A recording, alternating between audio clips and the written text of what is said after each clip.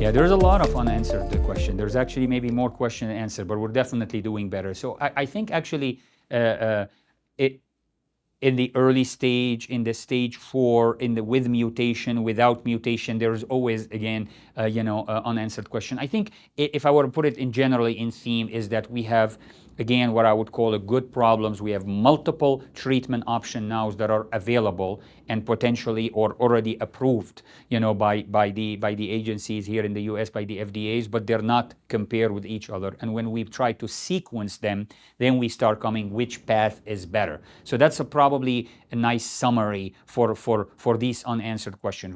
We talked about this in the ALK. Do we do lorlatinib first or not, or other ALK inhibitor? Do we in the EGFR world? How do you sequence your treatment? We talked about in the early stage the neoadjuvant. Do you do neoadjuvant only or neoadjuvant and and perioperative basically, or do you don't go surgical route, do chemorad? So we have all these. What could answer them is potentially trial comparing some of these options, but we know this is difficult, especially to run these trials for so long, and when you're looking also, you're trying to get an overall survival in some of these trials, which would be probably the best primary endpoint, but that's not always very feasible and doable in these trials, and especially as we're trying to get, or the FDA and other agency trying to get these patients, on treatment sooner than later, because these could be life-changing, treatment. So, but I think it's an exciting era. It's an exciting era.